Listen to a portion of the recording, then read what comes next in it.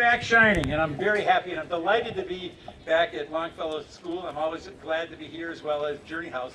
You talk about collaborations.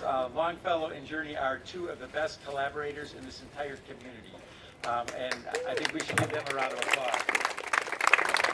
So they paved paradise and put up a parking lot.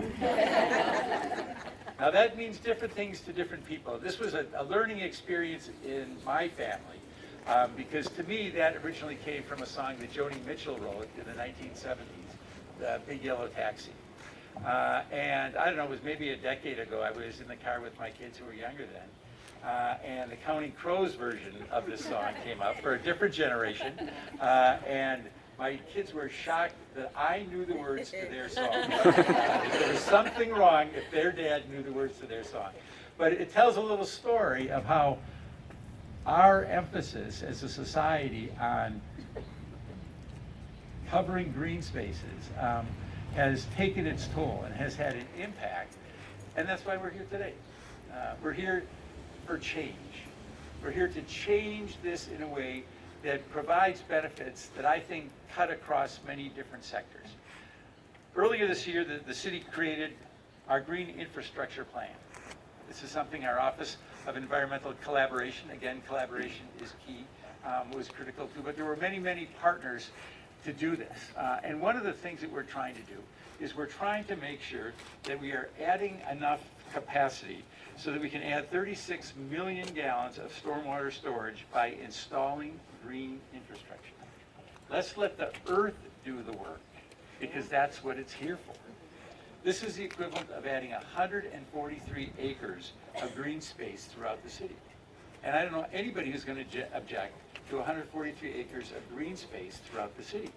And when you think about where you're going to go to have the most impactful change, our Milwaukee Public Schools is a perfect starting point. And that's where our collaboration with Dr. Posley and his team has been so critical, so critical. Because if you have a stereotype in your mind of a school playground, it's going to be a playground, a blacktop playground, and a chain link fence. And that's exactly what we want to change. We want to make sure that we are giving our kids an opportunity to enjoy green grass, be out there in places that can be a lot of fun. We still want them to have fun. That's our obligation, to allow them to have fun. But to do so in a way that's good for them and is also good for our environment. So this is all about working with partners to deal with that phrase that we're not allowed to utter, which is climate change. Because we have to recognize that climate change is real, despite what some of our leaders are saying right now. We think that we know that this is an issue, because the scientists have told us that. The risk of increasing storms, coupled with a large amount of pavement and other hard structures in the urban environment, increase the chances of flooding. And I've been to parts of our city, some of our suburban areas, where I have seen many, many, many, many flooded basements. And I can remember, and it was actually in Brown Deer many years ago, when I was in Congress, and I was touring some homes that were flooded, and I looked out in the ravine in the backyard. It was like a river. It was like a river. And my reaction was, why would you build your house here? You got this huge ravine that becomes a river. And I diplomatically asked them the question, because I couldn't believe they had done it. And they said when they had built it, none of the paving that had occurred on 76th Street was there. But when all that paving along 76th Street occurred, there was literally no place for the water to go except for these ravines and the basements. We want to make sure that we're making it safer for families, for neighborhoods, and again, for kids. So we want to also make sure that as the water flows back into the lakes and rivers, it does so without incurring the cost that has to be incurred through MMSD. And MMSD has been a wonderful partner, but they invest a lot in infrastructure, and they want to have the earth help them as well. So this is, again, the greatest partnership of all, us working with the earth to try to do the job that is intended to be done. To have an understanding of what we're going to try to do just in specifics, the funding that we have here, and there's going to be $600,000 per year for the Milwaukee Public Schools for this effort. The funding was originally allocated to the city from MMSD as part of its Green Solutions program, and the city of Milwaukee is directing a portion of those funds to MPS. These funds have two critical purposes. First, they will support pavement removal and green infrastructure installation at 4 to 5 schoolyards per year. Second, a portion of the funds are supporting a sustainability specialist at MPS to implement these green infrastructure projects and energy-saving projects as well. At the city, our Environmental Collaboration Office has added tons of value through many green initiatives, and they were instrumental in making this collaboration possible.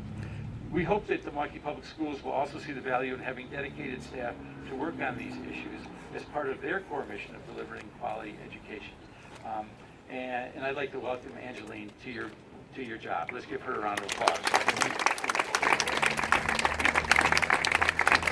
We're also working to bring national attention and funding to this effort. This year, the city helped MPS secure an additional $75,000 Partners for Places grant for this work from the Funders Network of Smart Growth and Livable Communities. I'm grateful for so many people who made all of this possible. And of course, Dr. Posley, he's been a fabulous partner. Travis and the staff at MPS and the MPS board.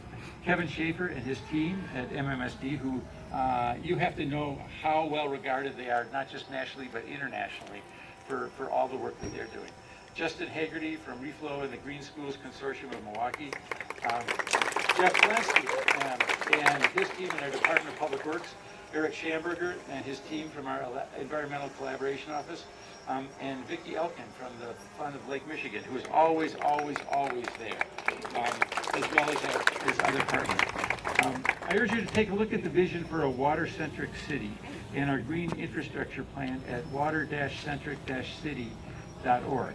And we'll quiz you afterwards to see who memorized it. So let's keep working together to prepare our schools and our children for a more sustainable, equitable, and vibrant future. Thank you very, very much.